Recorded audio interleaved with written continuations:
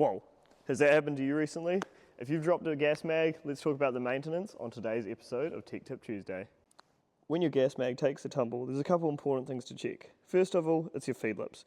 These are the plastic piece at the top of the mag that holds the BBs in.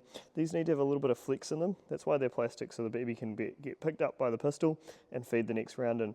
Make sure that these haven't snapped on impact. That's what likes to happen when they hit the ground, or they're not bent or out of shape in any way.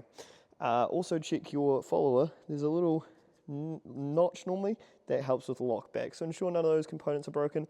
If they are, there's a pin just here. You punch that out and you can replace these, and they're normally a relatively cheap maintenance part, replacing the feed lips.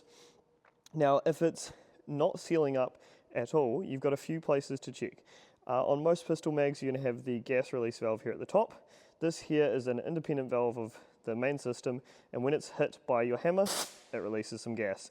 Now if that doesn't seal up correctly, you're going to have issues. So if you need to, a flathead screwdriver or a valve tool makes it even easier, can remove the valve, and you can check the O-rings to make sure it's all sealing up correctly, and obviously it can open and close to allow gas out the feed lips. Now on most magazines this fill valve will be at the bottom, but this fill valve is obviously where you put the gas in. It's important to check that it is not leaking, and we can do that again with a flathead screwdriver or a valve tool, and make sure that it's got a O-ring on both sides and it's well lubricated and it's not leaking. Again, that's a nice cheap replacement part if it is damaged.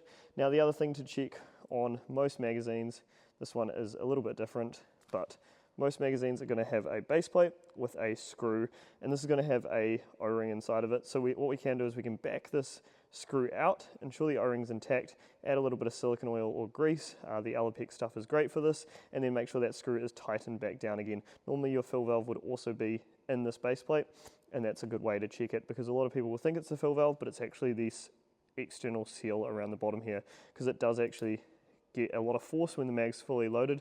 It's got this spring pushing down on it, and if that hits the ground it can cause some damage. There's a few things to check when checking your magazine.